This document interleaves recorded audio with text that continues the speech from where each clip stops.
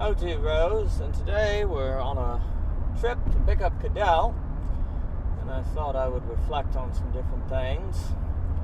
Perhaps the thinking of belonging again, maybe thoughts with speculative, real speculations, as Cadell has just released a book by that title, and just some other thoughts. And I would say that, a real emphasis in much of the work is on questions of the political, the social, the economic, and social coordination. Because part of the idea is that if you're not talking social coordination, we can talk God, metaphysics, ontology, values, ethics, whatever we like, and ultimately that will, I don't want to say be a distraction, but perhaps cover over the primacy of social coordination. And the reason why social coordination is so primary, and that's a broad term, is because we are beings that are always having habits formed. And habits are not merely what you do, but ways of thinking and organizing reality. If I get into a habit of looking at things and thinking of them as what are they worth? Oh, that car is $40,000. That sign is $80. Then that becomes a habit of thinking of things according to price, which is not necessarily bad, please note. It's hard to think of any tools that are inherently bad. It's just how they're used, right? St. Augustine says everything that was created is good, if rightly ordered, but everything disordered is bad, basically. So that's the issue. If I use a knife to cut food to eat, if I use a saw to cut down a tree that needs to be cut down or something, that's one thing. But that same device can be used to do terrible things. And that's what's very interesting with life, is that basically everything is good if used in the right way, but that means the things we want for the good life, and thus want present for the good life, if they're going to be there, there must also be a negative potential. And we can't really get rid of that negativity. And this kind of suggests also the problem of evil, that I always like how Austin Farrer thinks about it, of whom I am indebted to William Wilson for thinking about. In the sense, what Austin Farrer points out is that if there are going to be things, then they can, bump into one another. A car can bump into an animal, or two bees can bump into one another, and that will be experienced as pain if they have a nervous system. And if they don't have a nervous system, they might not be able to coordinate in reality well. There are studies of creatures that don't have fear, or humans that don't have fear, and how actually that gets them into massive trouble because they can get injured, and they're not really, there's something about fear that actually is important for safety. But then, of course, fear, unbridled fear, disordered fear, moves from being caution to anxiety, so it's all about order. But Austin Farrer is basically suggesting that if there are things interacting, networks of interaction, then there could be quote-unquote bad things that occur, especially if they have any sort of say or automatic operations. Austin Farrer points out that what's the difference between a flower and a weed? There are many weeds that look like flowers. Well, it's the design. It's what we intend, right? So often when we talk about evil or something bad, it's relative to what we think ought to be the case, or the design of the system that we have in mind, right? Now, I don't mean to get too much into the problem of evil, but the idea is that if there are things, more than one, basically, that are interacting in space, and they have any degree of autonomy in their interaction, well, then you could have results that are disordered or not optimal. So the question simply becomes, how do we better carry ourselves in our spaces, you might want to say? How do we interact better? So in that sense, the problem of ethics is the problem of interaction, and if there's going to be interaction, there will be ethical problems. But then what's interesting about interaction, or what Farah notes is a kind of bumping up against one another, is that you really can't program that ahead of time. Every interaction is the only interaction that will ever be that interaction. And so this is where we get into things like skills and habits and wit and live judgment and other things that Thomas Jockin has emphasized are very important for Aristotle's ethics and his thinking. And you see, the issue is, therefore, if we are always being conditioned by our economy, our society, or the like, into certain habits, and those habits and modes and so on impact how we interact with others, then unless we think that the incubator of social interaction and so on, then we're not really going to change how we behave and interact with one another. So if we have a new metaphysics or a new theology or whatever, but we haven't thought the containers that train our habits, then these metaphysical considerations might simply be covering over that problem. Then again, metaphysics, say if we move to time-space in Bergson, we emphasize process and creativity in Whitehead, we emphasize the dialectic, speculative reason of Hegel, Korbowski's situation, science and sanity, I can go on. That easily can legitimize efforts for thinking different economic and sociological systems. So in no way whatsoever do I mean to suggest that metaphysics is not enough. But it is to say that we can generate a new idea of what is true. We can generate a new idea of what is ethical. But if our social horizon has not shifted, then our behaviors will likely not shift. And if the political is going to be tied to questions of how people interact and how they carry themselves, then we have to shift their habits if we're going to open new political possibilities or economic possibilities. So there's a real emphasis, certainly in the work of O.G. Rose, on the sociological, notably, in the question of the recovery of the social.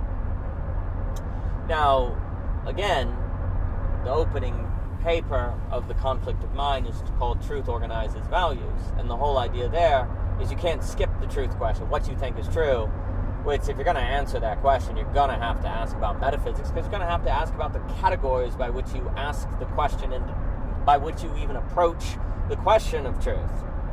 So metaphysics ends up, and Mr. Ebert, Alex Ebert, had a lovely Substack defending and explaining what metaphysics is.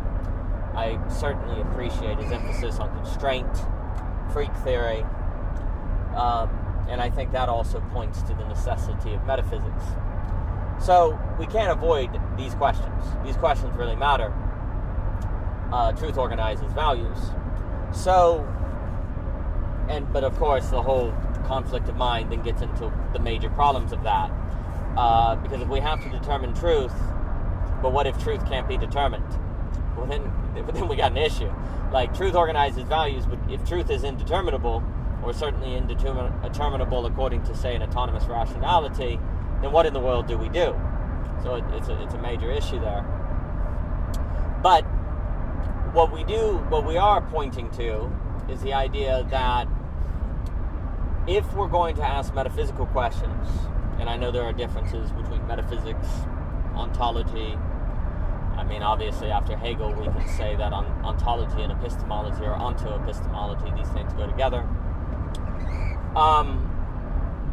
But if we're going to ask those questions, they have to be asked with and alongside the sociological and the political, if we're going to open conditions of possibility. And I think that's just the major trick. And, you know, in my opinion, there's a lot of incredible work being done on new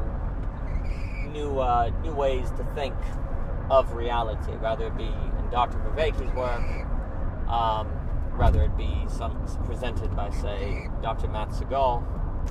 I can go on, Cadell, obviously. that work being done, again, creates a space and an opening for the sociological and the economic, because people go, perhaps we can't just say what is practical, what creates utility, and be done with it.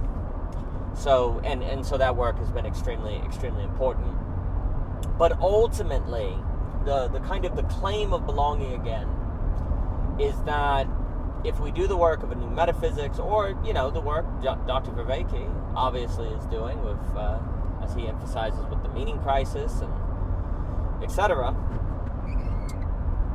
If we do that work, but then we don't think the sociological, then we'll still be in habits that are leading us into the trouble of our current political moment and our current economic moment. So that's why belonging again is interested, and why O.G. Rose is interested in economics and sociology, is in a sense to complete or to accompany or to go with that work.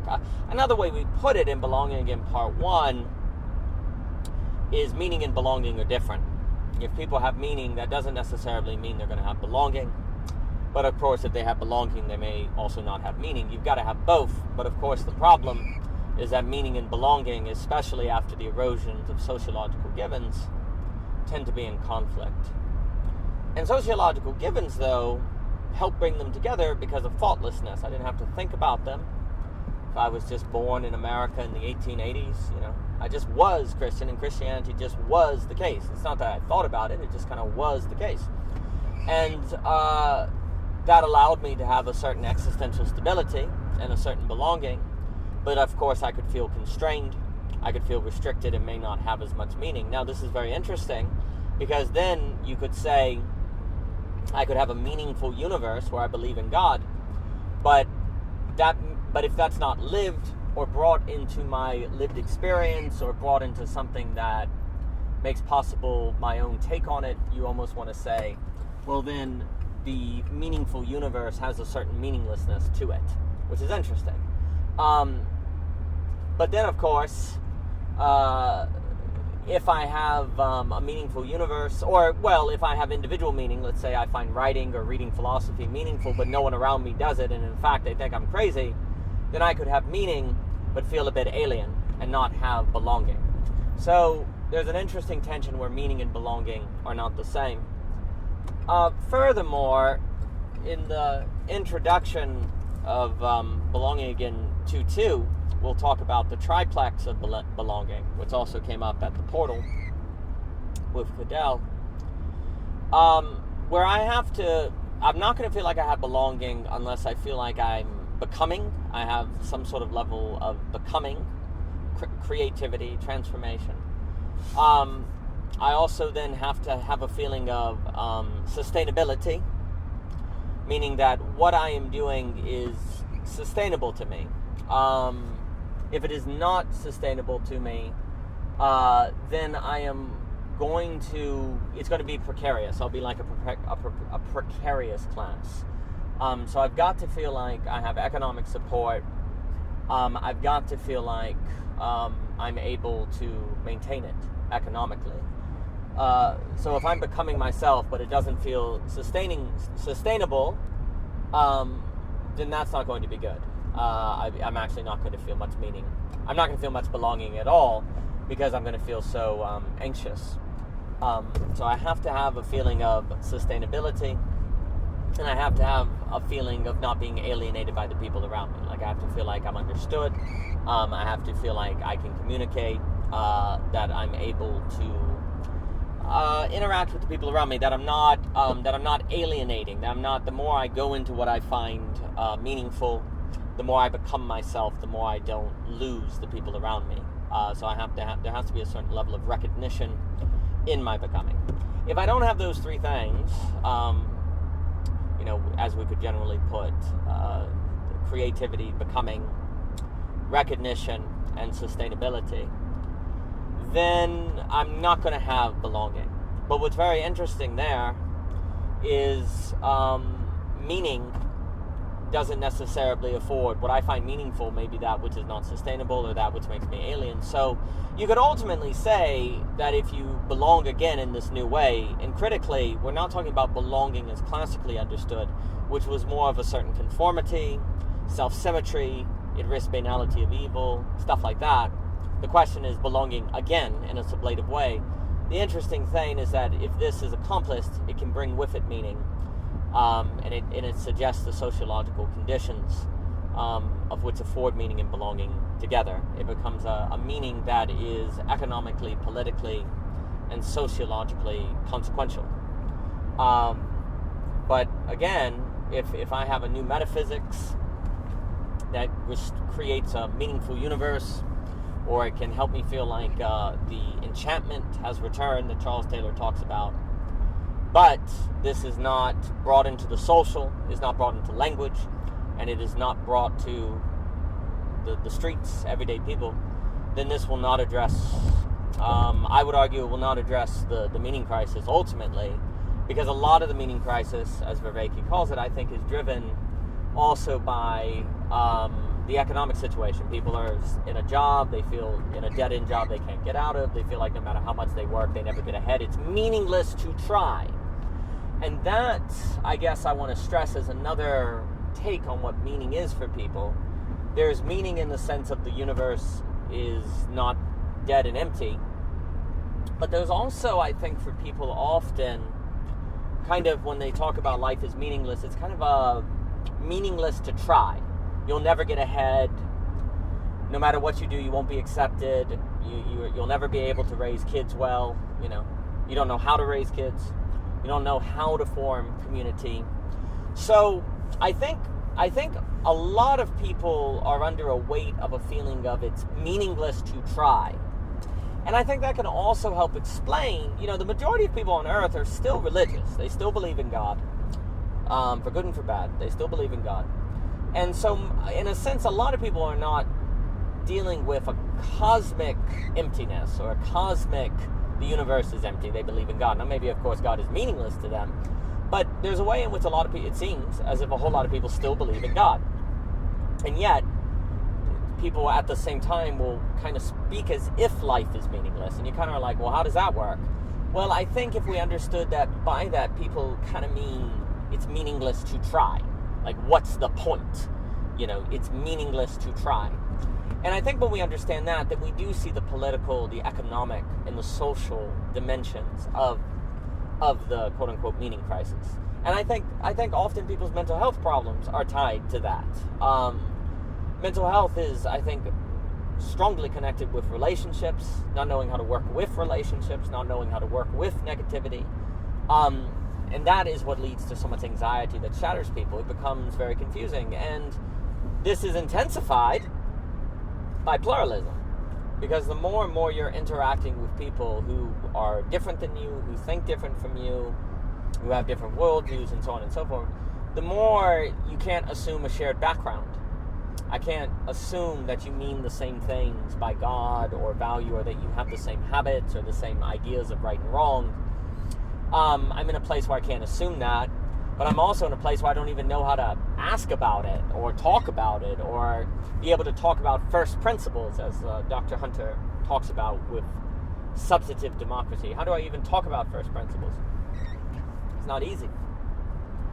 And so I find myself in a state in pluralism, the average person, of constant negotiation, of constant explanation.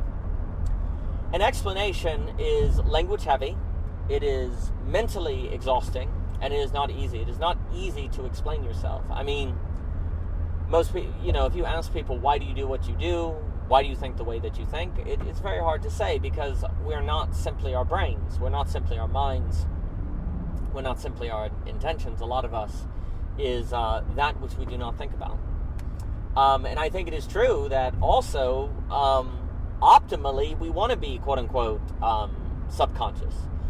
Ebert has emphasized this, and he's correct, is that the point of consciousness is to become, in a sense, subconscious, to not think about things, to move.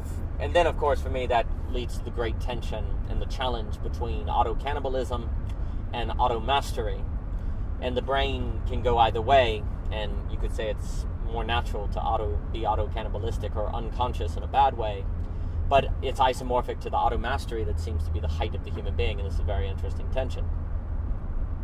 Anyway, but if the brain is in the business of moving to making things unconscious, well, you can't expect people to reverse all of that progress on a dime and explain everything about themselves. That would bring too much into consciousness, which consciousness is problematicity, as Ebert says, and I think this is true. Like, we're always trying to deal with, I believe in Fish, it's free energy is energy that has not been brought into a structure or a Markov blanket or something like that. And so we're always trying to actually reduce free energy. We want energy to be structured. We want to bring it into system, coherence, and so on and so forth. So that's what the brain is doing. So if we set up a global situation where people are constantly feeling like they have to explain themselves or they have to know themselves, then you're asking everyone to be too conscious to the degree that it will overwhelm them and destroy them. And this is the great tension of Lovecraft, with the craft in parentheses, which is, it refers to both love in Dante, the beatific vision, but also Lovecraft, which the ancient ones that reduce you to ash. And the human contains a kind of Lovecraft, where consciousness is what affords us possibilities of, the strike of beauty and so on, love and so on. But it's also what can overwhelm us. And it's all about the order and the timing, as Beatrice emphasizes to Dante once he says, if I smiled too quickly, too soon, it would destroy you. It has to be at the right time and in the right way. But who decides the right time and the right way for, say, experience in global pluralism or experiencing diversity or something like that? How do you know what is the right time for you? And if X is the right time for Fred, Y could be the right time for Dave, and who knows, and how do we tell, and so on and so on and so on, and you get this chaos or unknown opens up. And so if there's an unknown, we have to think about there's a problem, right?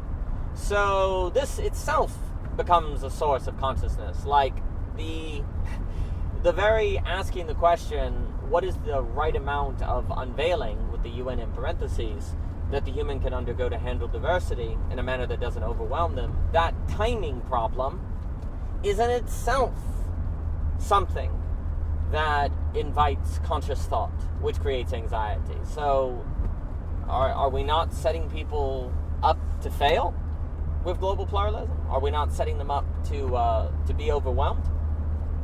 Well, that seems to be what some people are arguing, perhaps more on the conservative side, maybe a Dugan side, is the idea that people are, diversity is deep. It's really, really deep.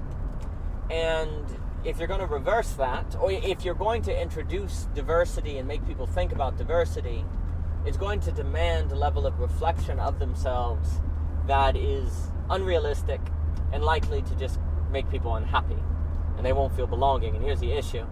If people don't feel belonging, they are susceptible to totalitarian manipulation, they are susceptible to extremism, they are susceptible to violence, and so on. The desire for belonging is very powerful, and if people don't have it, even if they have a meaningful universe, the consequences can still be very, very dire. So people need belonging. But belonging, the weird thing about belonging is it entails a certain level of thoughtlessness. But thoughtlessness is what gives us the banality of evil in Hannah Arendt. When people, people just do what one does, and that looks like Eichmann in Jerusalem sending people off to the concentration camps because that's just what one does. It's my job, right? It's everydayness. The banality of evil is everydayness. But if people have no sense of a certain everydayness, they don't feel belonging, and they are very, very unhappy, and they are easy to manipulate politically, and there are great consequences. All right? But we've already established. But this is the issue. That would suggest belonging requires a certain level of maintaining the subconscious and not making people overly conscious. But pluralism, by definition, is going to require greater consciousness because you're going to be interacting with greater diversity and difference. So are we doomed? Well, it's quite a challenge, but we have to think it, because if we reverse pluralism, I don't think that is possible, and that would be a conceit. That would be a giving up. And reversing pluralism would probably, well, we know what happens. Pluralism arose after the World Wars, and kind of the hope is that if we can get people living together who are close to one another, then they may not fight, they can humanize one another. I mean, you could almost argue the problem today is exposure to pluralism, but people are still actually self-segregated around people like them. They're not really pluralistic in where they live, stuff like that. You could make that argument. But it also seems that when people are different and they live near one another pluralistically, the only way that seems to work, and this is kind of the next point, is if it's like a heavy capitalist area. It's business. Because capital can mediate social relations. I might be a Christian, you might be a Hindu, but if we are both in capitalism, we can talk about our jobs, our occupations. We have something in common, meaning our work. And this is where we should not think it was a mistake. I like to say in the 1850-ish area, we decided to have capital do our social relations for us, or mediate them, or form our habits regarding them, because the social was too difficult, meaning mediating our relations ourselves through diversity. So the more diversified the world has become, the more we have found that the only way we can deal with pluralism is with a mediation, and that mediation has been capital. In making things, a price. Like the sign, it's $50, or people have a job, they make $30,000 a year, or whatever. And so we've come to understand one another through the logic of capital, and it should not be assumed that this was a mistake. And I do think Marx is at his strongest, or one of the parts of Marx that is quite strong, is that when he's talking in the Capital about the idea of, isn't it odd that we've come to think that, maybe 3 bushels of wheat can be equal to some apples, 200 apples or something, I don't know. Where we've come to see things as exchangeable. Well, it's very odd, because nowhere in nature do I see an equal sign, or nowhere in nature do I experience reason to think that some apples are worth $10, or 2 bushels of hay are worth 5 bags of apples, right? It's very interesting. And what Marx is pointing out is that social relations have been trained now where we think this is tenable, like we think it's believable. And you see, it's critical that this exchange feels authoritative, that it doesn't feel like just an arbitrary decision. It feels like, that hay really is worth that many apples. It has to kind of feel like a fact, or else it's not going to be able to socially bind people together. It has to feel authoritative. It's very interesting, because it means the social order has to train us into a certain way of thinking about phenomenon, so that they can be fungible, so they can be commodities, so they can be exchanged. And so it goes, nowhere in nature do I see that a rock is worth $1, or that a hamburger is worth $2, right? That is something I decide. And yet what's odd is it's not really I decided. I could right now, this is where Zizek is good, very good. And I guess, with the fetish and different things. Like, the key also is you can't just tomorrow decide, no, I don't think hamburgers are worth $3. I think they're worth $1. It doesn't work. You don't have to believe in capital and it still works, right? Like, the fetish continues. The meta-judgment, the habit, the social habit can, even if you just recognize it's all a social construct, it doesn't matter. And that's extremely important, because I think sometimes it has been suggested that the recognition of the social construct kind of frees you from it, and it does not, because we are sociologically conditioned. In fact, it may torture you, because if you know that it's all just arbitrary and socially constructed, and yet it still applies, and you still have to coordinate your life according to it, then it might be even more burdensome. It might be more painful of a reality to accept. So it's not enough simply to recognize that these things are a social construct. Nevertheless, they continue to construct us. So we have to change, so therefore, capital kind of has come in and trained our social relations. And in that way, it's shrunk them, it's limited them. But you see, when they're more diverse, well, the social becomes more difficult to manage. There's more complexity, there's more different ways, and I have to be exposed to your religious beliefs, ideas of marriage, values. I have to, be exposed to your full subjectivity, and that can overwhelm us. And you also have to bring it out. You have to talk about it. You have to make the subconscious conscious. And all consciousness wants to do is tuck it away. And I guess that's also critical here. All consciousness wants to do is make things subconscious, that which it doesn't have to think about.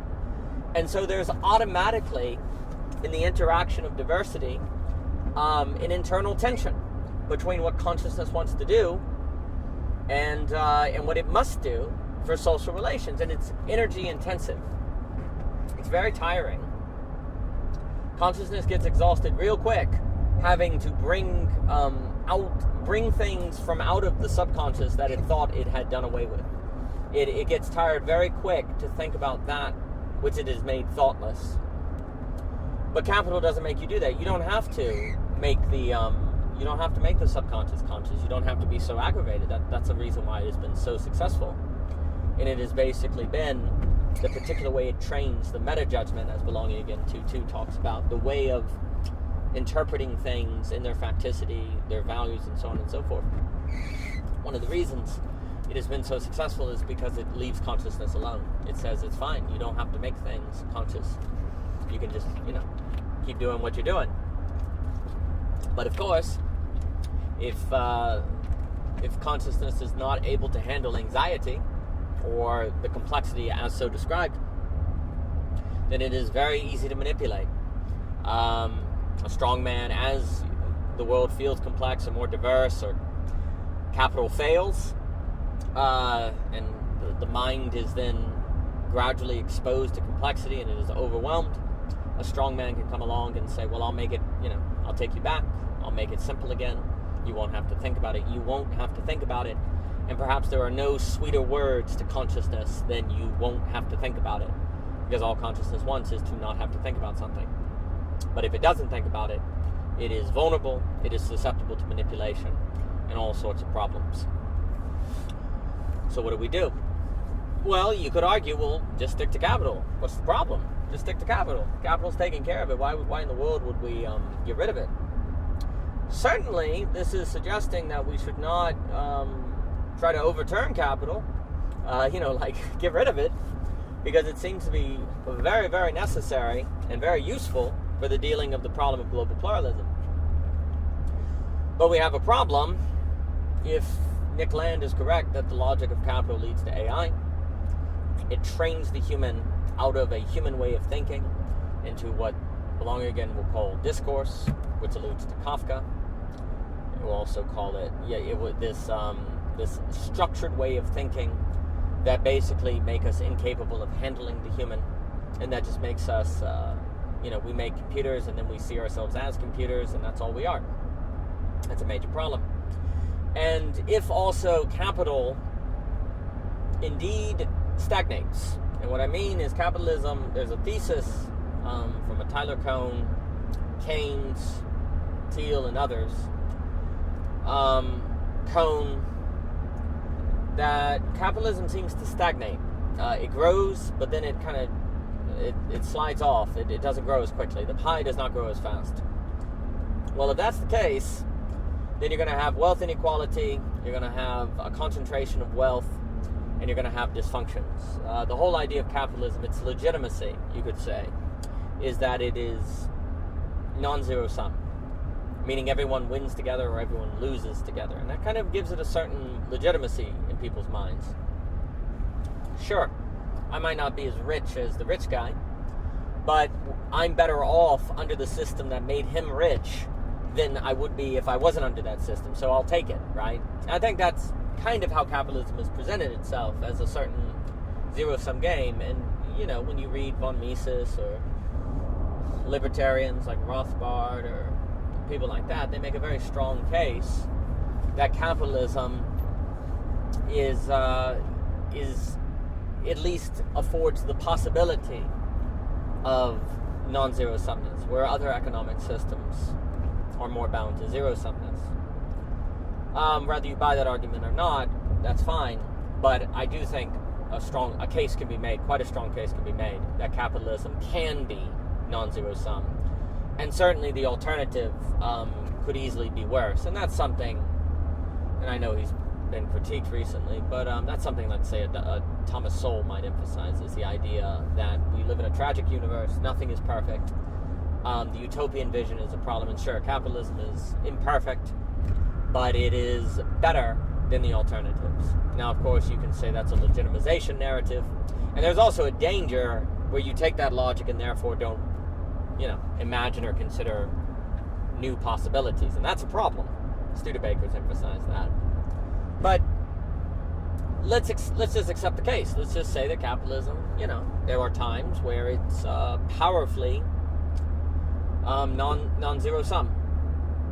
Well, here's the issue. If it naturally also entails some sort of stagnation mechanism, it stagnates, then that non-zero sumness is not given, and it may be temporary. It may not be something that lasts. Well, certainly the conditions of its possibility are not automatic. So you cannot assume that capital is a system that is going to maintain non-zero sumness for the majority of people. And therefore, it could lead to social unrest, rebellion, and other things.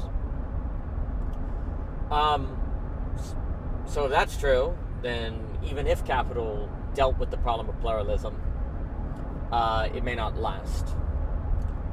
Also, too, if capitalism leads to technological thinking that overwhelms us, or that leads to an AI that destroys us, or something like that, that's another reason why that capital could be an issue, or it has to be thought.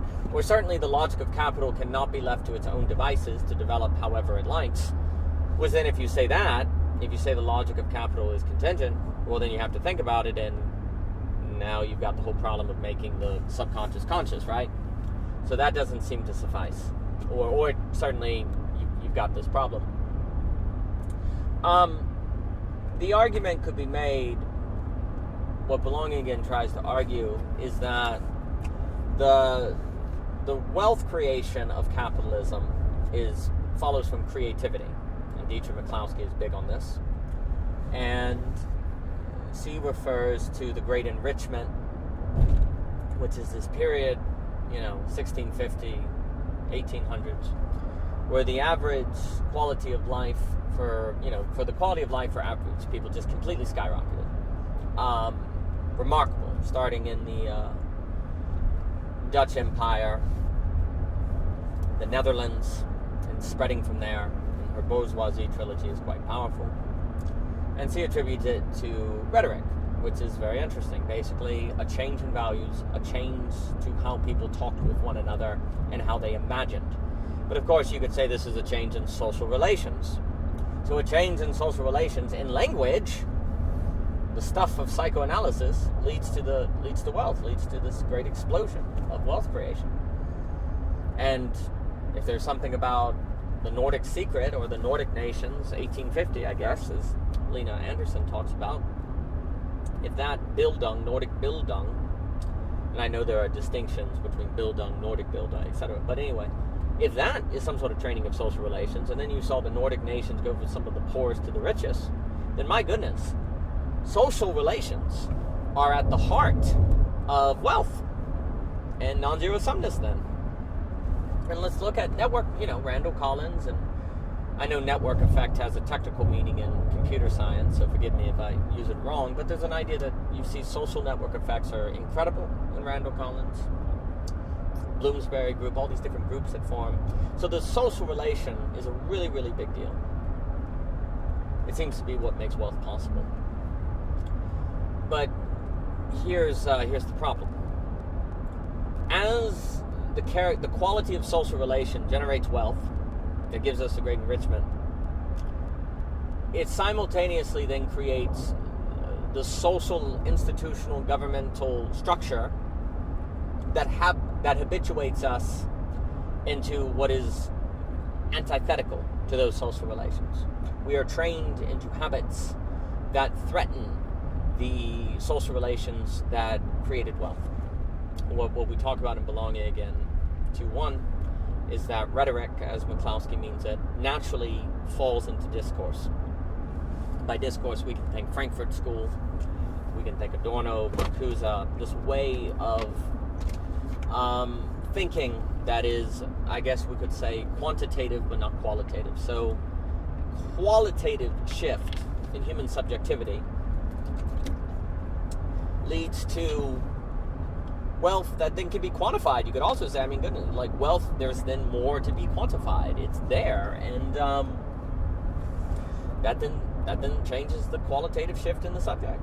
So the success of capitalism creates the conditions of its stagnancy. Another way we can put it, there's a paper called Experiencing Thinking by O.G. Rose, and we make a distinction between high-order causality and low-order causality. Low-order causality is when a billiard ball rolls across the table, it hits another, and you watch them move. High-order causality is when a billiard ball rolls across the table, hits another, and you remember the time you played pool with your sister, and you call her. Well, high-order causation is causation, but it's not the same as the billiard balls because it moves into the abstract, it moves into that which is not quantifiable, and it moves into that which is particular and conditional and the person. You know, not every billiard ball hitting one another is going to make people think of their sister, right? Only you who have that memory.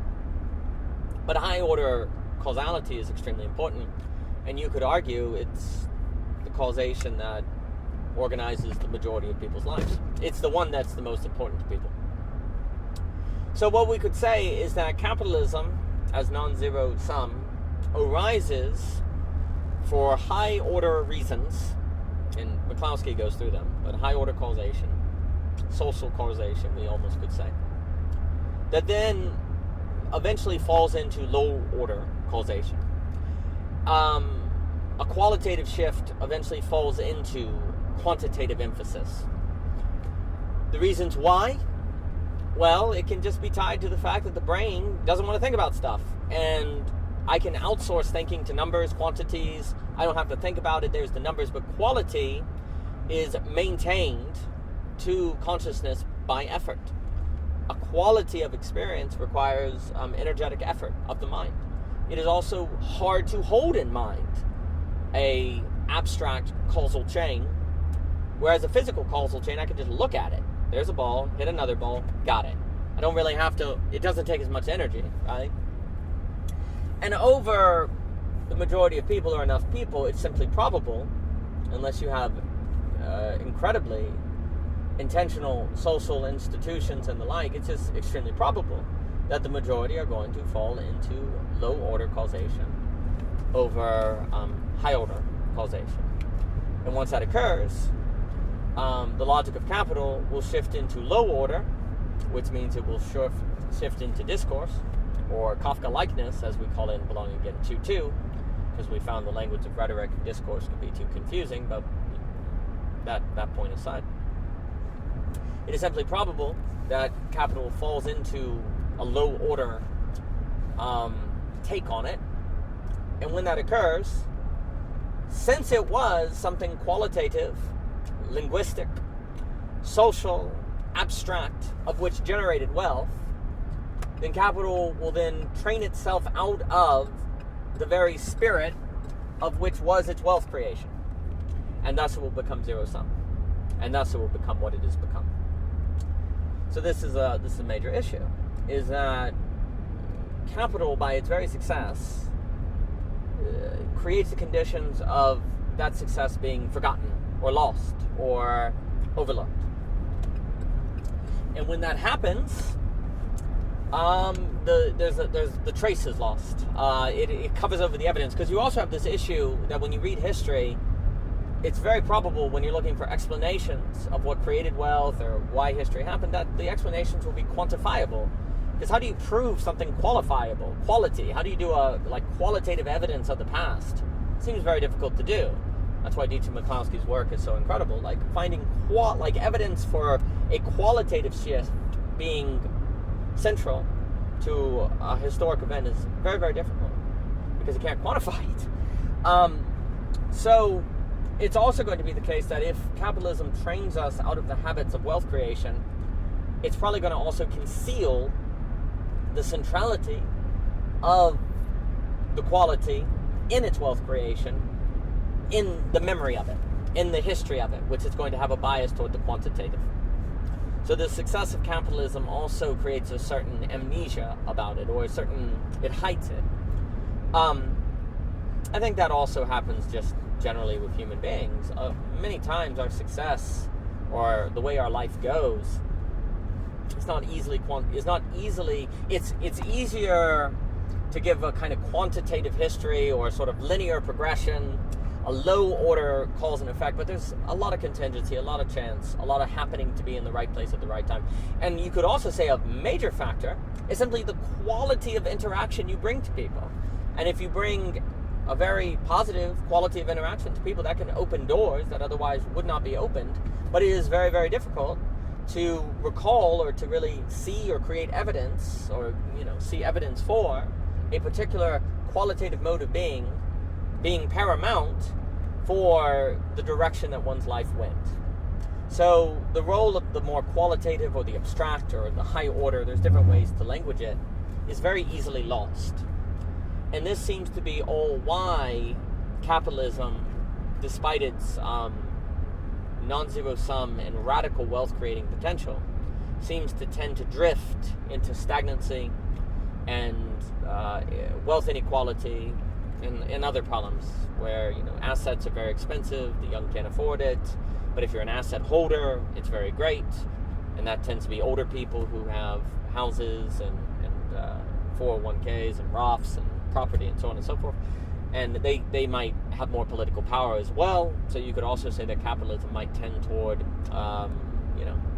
rule by the elderly, rulership by the old, who then may not, and this is where then you get into all the Lacan, the father and the son, and what Cadell has emphasized with Christian atheism. You get into this dynamic where the father, the parents, disown the child, or they don't step up for the child, and then you get generational breakdown and all of that stuff, right? So the issue is that I think many people who defend capitalism, and capitalism should be defended, even Marx, critically, Marx saw capitalism as necessary. It is something that communism was arrived at through. So it's not really that capitalism is the problem. It's that there's something about capitalism that tends toward problematic dynamics. And I think many people who defend capitalism will certainly look at the episodes of non-zero sumness, great wealth creation, and all of that, and take that as evidence for its legitimacy. But we also have to take seriously the habit formations, the change of social relations, and the like that also start to occur in capitalism that can change all of that. That can change the non-zero sumness. That can make it more zero sum and lead to stagnancy. And if this is not taken seriously, then you can slip into discourse and defend the system that is incubating the discourse, and thus you become enclosed. You make things worse and worse. But of course, now what this means is all of this was kind of pointed to by the problem of social relations and the primacy of social relations. Social relations seem to create great wealth, creativity, etc., etc. But then that very wealth can change the social relations and how they interact. That creates more stagnancy, and another word for belonging again is auto-cannibalism. And this may all be radically intensified by pluralism and the problem of diversity that makes social relations more and more difficult, which brings us to our next consideration.